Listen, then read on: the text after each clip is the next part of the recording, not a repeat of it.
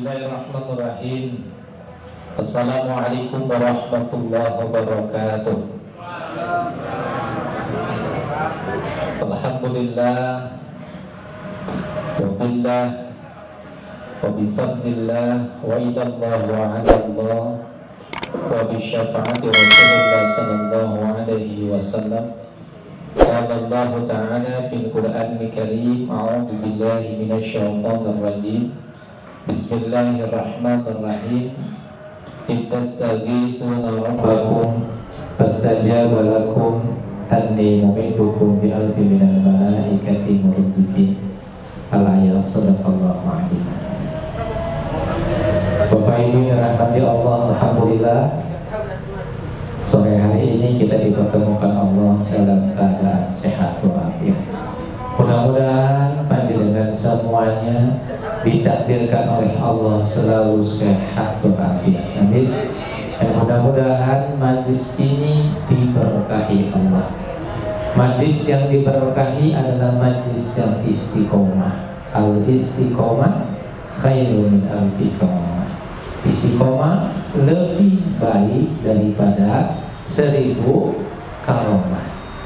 Dan Bapak Ibu yang terus hadir di majlis ini, insya Allah Allah memberikan kepada kita keberkahan.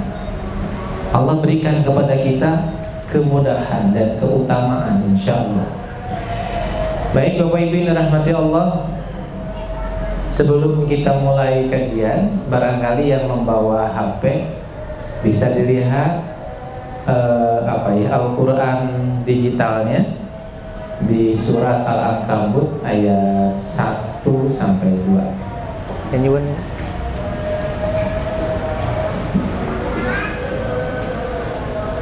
Ayat 1-2. Kang Haji, saya boleh pinjam? Al-Ankabut ayat 1-2. Sudah dapat ayatnya ya? Surat ke-29 ayat juz 20 ya. Ayat 1-2. Mari kita baca bersama-sama. A'udzu billahi minasy syaithanir rajim. Bismillahirrahmanirrahim. Alif Lam Mim. Ahasiban nasu an yutraku an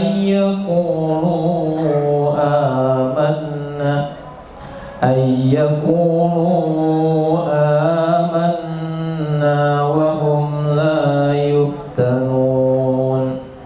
Sadaqallahul adzim.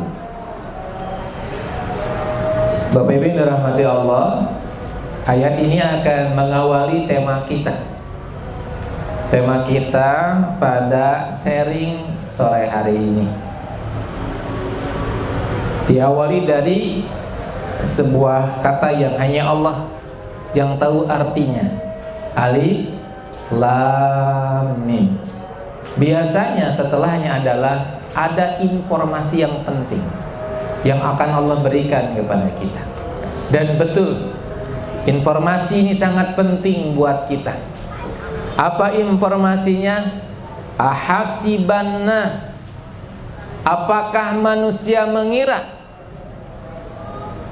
ayutraku akan Allah biarkan begitu saja?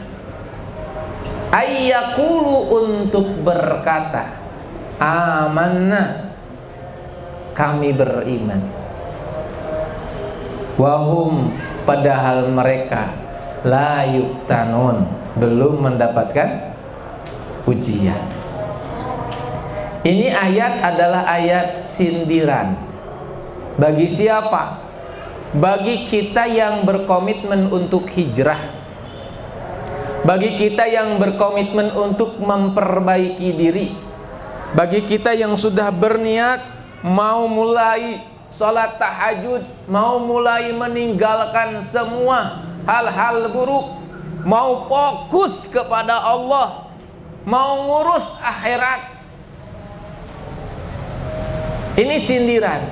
Kenapa? Terkadang ketika kita sudah mulai hijrah, terkadang ketika kita sudah mulai aktif untuk membangun dakwah, memperbaiki diri, kembali kepada Allah, ternyata kehidupannya bukan semakin baik, tapi kelihatannya ada kesulitan. Dulu ketika belum hijrah, uangnya banyak. Sekarang sudah hijrah, ditakdirkan sama Allah nggak ada uang. Dulu waktu sebelum hijrah temannya banyak, setelah hijrah berkurang temannya. Atau ada aja masalah yang Allah berikan itu kepada orang-orang yang mau hijrah atau sedang hijrah, dan Allah berikan sindiran. Apakah mau dibiarkan kita mengatakan amanah sebelum kita mendapatkan apa? Ujian dari Allah. Kenapa? Karena ujian itu adalah sunnatullah. Betul? Sunnatullah. Am hasibtum an tadkhulul jannah walamma ya'tikum masalul ladzi khala min qablikum massathumul ba'sa'u wad-dharra wa zulzilu hatta yaqula rasul walladzina amanu ma'ahu mata nasrullah ala inna nasrullahi qarib. Di ayat lain Allah mengatakan, apakah kamu mengira kamu akan masuk surga sebelum datang kepada kamu ujian? Yang ujian ini Allah berikan kepada orang-orang terlebih dahulu, ya, kehilangan jiwa, kehilangan amwal, kehilangan anfus. Bahkan di sana ada lagi ujian sifatnya ba'sa, dorro, zuljilu. Ada 3 karakter ujian bagi orang-orang beriman yang mau masuk surga. Acungkan tangannya ingin masuk surga? Ada? Alhamdulillah semuanya ya. Acungkan tangan yang pingin cepat masuk surga? Pingin cepat. Caranya bagaimana pingin cepat? Melewati kematian dulu ya.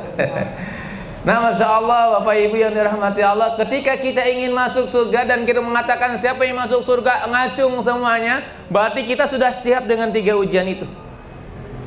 Ujian yang pertama apa? Ba'sa. Yang kedua, dharra. Yang ketiga, zulzilu. Ba'sa itu apa? Ujian yang sifatnya ringan. Hampir semua pasti dikasih oleh Allah ujian ringan. Flu, ujian ringan. Kalau di badannya, ujian ringan itu apa? Flu, gatal-gatal, sakit panu, itu ringan ya. Nah, lalu Allah tingkatkan tuh dharra. Dharra itu memberikan mudarat gitu. Ujian itu membuat kita ada kemudaratan. Contoh kalau dalam tubuh sakit gigi ya, tipes, itu kan jadi dharra ya, badan gelirangan gitu ya, ini dharra. Ini dalam tubuh kita. Dan yang ketiga, Allah akan berikan zuljilu, goncangan. Kata dokter, mohon maaf Bapak diponis, naudzubillah tapi ya, Bapak diponis, tapi banyak orang yang terponis. Bapak diponis kanker stadium 4 dan hanya menunggu waktu saja. Kelihatannya umur Bapak hanya tinggal 2 minggu. Itu kira-kira gimana? Zuljilu, goncangan. Dalam hidup kita akan bertemu dengan 3 ini. Mangga. Siapapun yang mengatakan Allahumma inna nas'aluka ya Allah, ya Allah berikan kepada saya ya Allah fid dunya hasanah wa fil akhirati hasanah, ya Allah masukkan saya ke surgamu, jauhkan saya dari api nerakamu, baik kata Allah. Namun engkau harus mau diproses, dan prosesnya 3. Allah berikan kepada kita ujian itu. Ujian yang Allah berikan kepada kita ini untuk menghantarkan kita ke jalan yang disebut dengan jannahnya Allah Subhanahu wa ta'ala. Nah, Bapak Ibu yang dirahmati Allah, mari kita kembangkan ba'sa, dharra, zuljilu dalam kehidupan kita. Saya meyakini Bapak Ibu pernah tergoncang jiwanya. Betul? Pernah tergoncang? Yang belum ya nunggu ya. Kehilangan orang yang dicintai, misalkan ayah, ibu, tergoncang. Betul nggak? Tergoncang jiwa kita. Selalu ada. Namun ini adalah resep dari Allah. Ini adalah jalan, ini rute. Ya kita nggak bisa kalau mau ke surga ya rutenya ini, harus kita ikuti. Nah berarti bagaimana? Tidak ada kata lain, nikmati. Toh kita punya tujuannya ke sana, dinikmati oleh kita. Bahkan Allah memberikan kepada kita cara menikmatinya itu indah sekali. Allah sampaikan dalam Al-Quran, ya ayyuhalladzina amanu ista'inu bis-sabri was-salah innallaha ma'as sabirin. Hei orang-orang yang beriman, mintalah pertolongan kepada Allah dengan sabar dan sholat. Innallaha ma'as sabirin. Lihat kata-katanya pakai inna. Innallaha ma'as sabirin. Sesungguhnya Allah bersama orang-orang yang sabar. Mohon maaf Pak, saya dibersamai oleh istri saja itu senangnya minta ampun. Tenang. Saya pergi jauh misalkan, keluarga ikut, itu tenang hati itu, nyaman. Kenapa dibersamai? Atau saya pulang ke rumah bertemu sama ibu, ya Allah senangnya. Atau saya ketemu bapak ibu semua di sini, masya Allah tenangnya, senangnya. Apalagi kita akan dibersamai oleh yang menciptakan dunia ini. Siapa? Allah. Harusnya bagaimana? Senang, tenang, bahagia. Dan kata Allah, Allah itu akan bersama orang-orang yang sabar. Lalu sifat sabar itu diperuntukkan untuk siapa? Diperuntukkan orang-orang yang mendapatkan fitan, mendapatkan ujian, mendapatkan musibah. Jadi kalau hari ini Bapak Ibu mendapatkan musibah dari Allah, itu tandanya Allah ingin dekat dengan kita. Kalau kita sikapnya gimana? Sabar. Termasuk hari ini COVID-19 yang ada di Indonesia, sebetulnya ini adalah rahmat dari Allah. Kalau bangsa Indonesia ini sabar, Allah membersamai bangsa yang besar ini dan bangsa yang paling banyak muslimnya di dunia. Asalkan kita bersabar. Bapak Ibu semua yang hadir di sini hari ini sedang mendapatkan ujian dari Allah. Sesungguhnya hari ini Allah mengharapkan atau Allah memberikan kepada kita tanda ayat-ayatnya, tanda-tandanya apa? Sabarlah, kalau sabar Allah bersama. Jadi kalau panjenengan ada masalah di keluarga terus bersabar, sikapnya baik, pasti di sana ada ketenangan, pasti ketemu dengan hikmah. Panjenengan yang hijrah lalu saat dulu ketika di zaman dulu, wah masya Allah uang itu mudah sekali, apapun mudah. Sekarang ketika hijrah, aduh punya uang 50.000 aja susah. Tapi bersabar di sana, mensyukuri apa yang ada, tenang hati insya Allah, tenang. Hikmah banyak yang Allah berikan kepada kita saat kita mau memilih sabar saat dikasih ujian. Tidak ada kata lain, sabar. Lalu apa itu sabar? Sabar itu adalah keahlian, perilaku, karakter, ya, daya tahan, kekuatan dalam apa?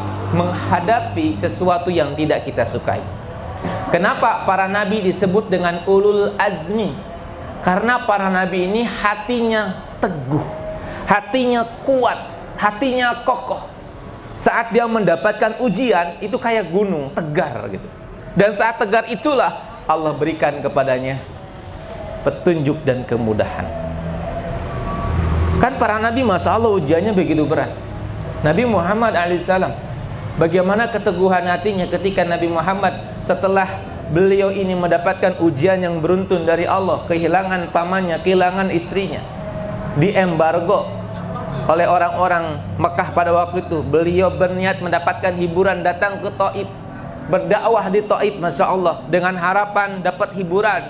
Namun yang terjadi ketika di Taif, beliau dilempari batu, dikejar sama anak-anak kecil, sampai beliau menangis, berdoa kepada Allah. Dan datang malaikat penjaga gunung datang dan memohon kepada Nabi Muhammad, wahai Nabi Allah, kekasih Allah, tolong berdoa kepada Allah agar aku diizinkan oleh Allah untuk mengangkat gunung ini dan menjatuhkan gunung ini ke tempat pemukiman penduduk Taif ini.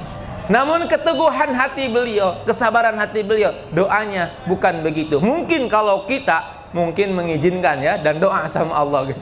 Namun masya Allah tidak dengan Nabi Muhammad. Beliau mendoakannya, Allah semoga cucu-cucu dari orang Taif ini nanti masuk Islam semua. Dan kita tahu setelah itu Taif adalah satu-satunya tempat yang umat Islam 100% di sana. Allahu Akbar, apa kesabaran. Ketika perang Uhud juga begitu. Ketika beliau terkena giginya sampai copot dan berdarah, malaikat gunung Uhud pun berkata, ya Rasulullah, kalau engkau memohon kepada Allah, minta kepada Allah agar kami mengangkat gunung-gunung ini, maka mereka akan semuanya mati. Tapi Rasulullah tidak. Betapa teguhnya hati beliau. Atau kalau yang sederhana, beliau diludahi gitu. Bagi beliau sederhana, bagi kita mah nggak sederhana ya. Beliau tabah. Dengan ketabahannya, keanggunan ini, masya Allah, yang meludahi ini, justru beliau menjenguk pertama kali dan akhirnya masuk Islam. Begitu juga kakek buta yang selalu menghardik-hardik itu, diberikan minum air Rasulullah, dikasih makan air Rasulullah. Sampai ketika Rasul sudah meninggal dunia, Abu Bakar bertanya kepada Aisyah, apa amalan yang belum saya lakukan yang dilakukan Rasulullah? Maka kata Siti Aisyah adalah memberi makan kepada kakek buta yang di pasar. Dikasih makan oleh Abu Bakar, beliau menghardik Abu Bakar. Doh, kenapa aku dihardik? Kamu bukan orang yang selalu memberikan makan kepadaku. Memang yang ngasih makan kepadamu bagaimana? Dia begitu lembut, mendudukkan aku, memberikan minum dengan penuh kelembutan, dan kurmanya ini dilembutkan terlebih dahulu. Dia begitu sangat lembut dan penyayang, tidak seperti kamu kasar. Lalu Abu Bakar menangis dan mengatakan, kamu tahu siapa yang ngasih makan itu? Adalah dia yang selalu engkau caci maki.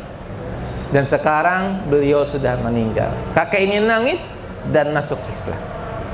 Itulah ketabahan, itu yang disebut dengan kesabaran.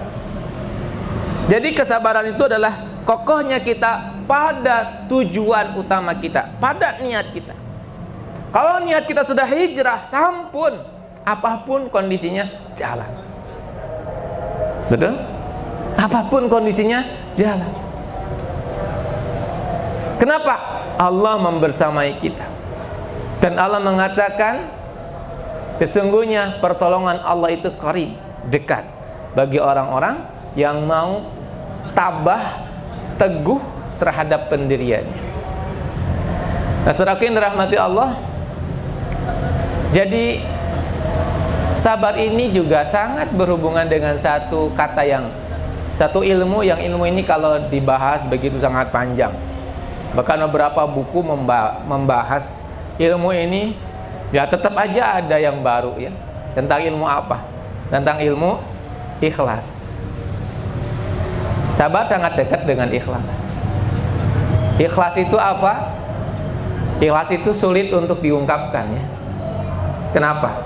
Ketika kita mengatakan kepada orang lain, saya ikhlas kok, saya ikhlas. Saat kita bilang saya ikhlas, batal ikhlasnya. Betul? Tapi kalau kita tidak bicara, tidak menyampaikan ikhlas, orang lain suudon sama kita. Betul nggak? Jadi ikhlas itu sulit disampaikan, jadi batal, terus tidak disampaikan, orang suudon.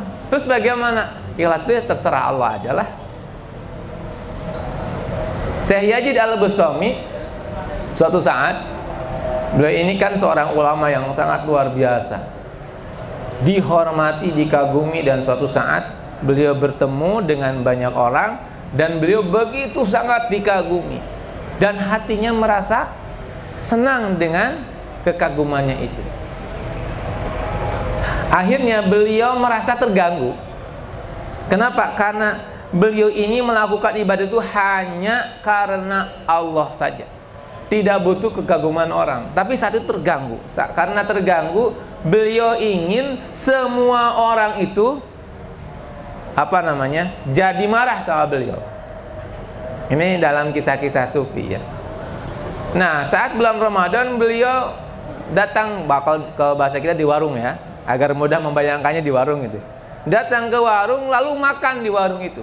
Agar apa? Agar orang tidak mengagumi lagi beliau. Saya takut orang mengagumi aku dan aku merasa nyaman dengan kekaguman itu. Karena ikhlas itu, biarlah orang tidak tahu apa yang dilakukan oleh kita. Biarlah yang kita lakukan ini hanya untuk Allah.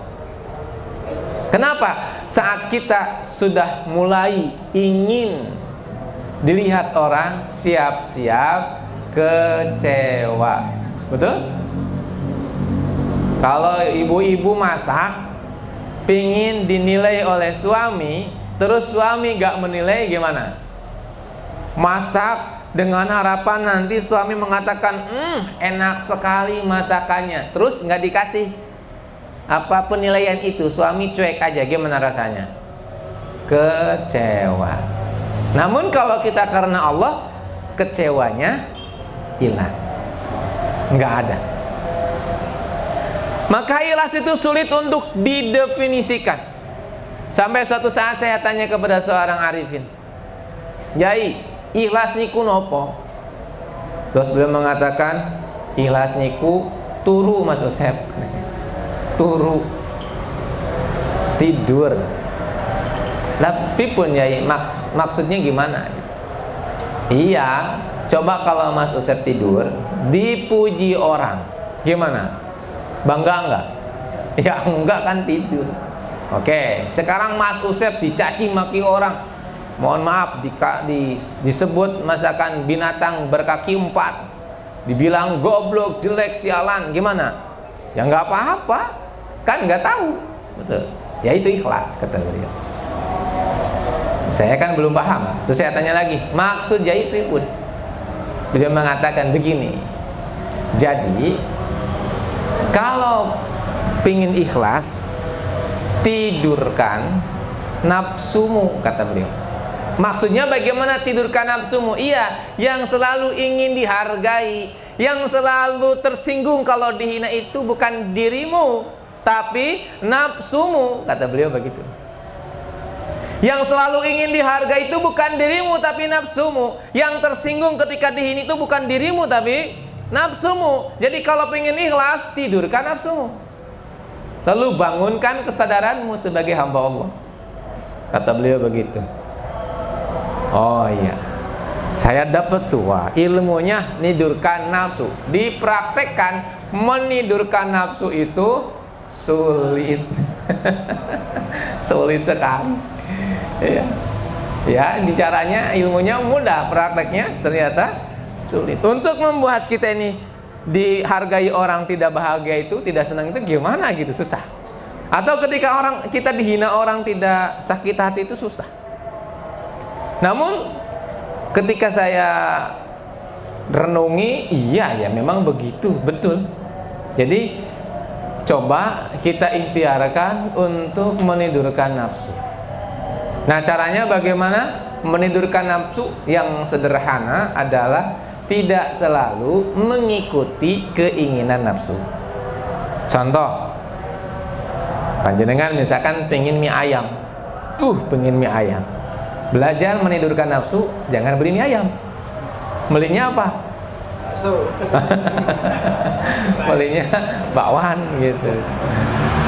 Pengen hari ini misalkan kita makan gulai kambing, pengen banget.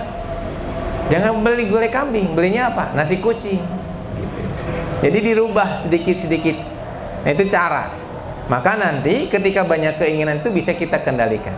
Kenapa? Terkadang nafsu tidak bisa dikendalikan. Kenapa? Karena kita selalu mengikuti keinginan nafsu, sehingga nafsunya nggak tidur-tidur. Tidur nafsu, ora iso. Gitu. Kenapa? Karena kita sudah terbiasa kan gitu. Nah, caranya sederhana-sederhana dulu sampai akhirnya kita mampu mengendalikan. Masya Allah, Allah memberikan sistem kepada kita ini setahun, sebulan kita menidurkan nafsu, walaupun hanya nafsu makan. Tapi sesungguhnya hakikat puasa itu menidurkan seluruh nafsu. nggak boleh gibah, nggak boleh melihat yang tidak baik, nggak boleh mendengarkan yang tidak baik, betul nggak? Badan kita puasa, seluruh tubuh kita puasa. Sesungguhnya itu cara mengendalikan nafsu. Maka kenapa orang yang berpuasa itu diberikan oleh Allah ampunan, ya? Allah ampuni. Man shoma ramadhana imanan wa ihtisaban, ghufirallahu ma taqaddama min dambi. Kenapa? Karena mampu menidurkan nafsu. Berarti walaupun kita tidak bulan Ramadan, kita mampu mengendalikan nafsu, sesungguhnya Allah berikan pada kita ampunan, insya Allah. Nah, jadi Bapak Ibu yang dirahmati Allah, teman-teman semua seperjuangan, tetap semangat, tetap teguh dengan niat kita untuk berhijrah. Walaupun ujian yang kita hadapi berat, karena itulah jalan surga. Dan nggak ada jalan lain. Nah, jalannya cuma ini, cuma satu. Ba'sa, dharra, zuljidu. Namun di depannya ada kebahagiaan. Mohon maaf, kaya raya bagi orang yang ingin masuk surga ujian bukan? Ujian ya? Ujian. Keluarga harmonis, mudah semua urusan, ujian bukan? Ujian. Nah, karena ujian, maka sesungguhnya orang-orang yang sudah berkeyakinan untuk alladzina yazunnuna annahum mulaqu rabbihim, orang yang yakin dia akan bertemu dengan Rabbnya di surga Allah Subhanahu wa taala, tentunya dia akan bisa menikmati kehidupan dengan dua hal. Ketika dikasih oleh Allah musibah, dia akan memakai sabar sebagai sikapnya. Ketika Allah berikan kepadanya nikmat, maka dia akan memberikan kepada dia sikapnya itu dengan syukur. Apa syukur? Semuanya bukan miliknya, semuanya kepunyaan Allah Subhanahu wa ta'ala. Masya Allah. Masih ada waktu? Ada? Cukup? Masih ya? Oh, 2, cukup ya? Baik. Ya. Demikian jamaah yang dirahmati Allah, mudah-mudahan kita semakin tabah ya menghadapi semuanya. Jadi Covid itu tetap rahmat ya, bukan bala. Tergantung bagaimana kita menyikapinya. Kalau kita menyikapinya dengan sabar, insya Allah kita akan sangat dekat dengan Allah. Hari ini Bapak Ibu sedang mendapatkan ujian, itu tanda Allah ingin bersama dengan panjenengan, lalu bersabar.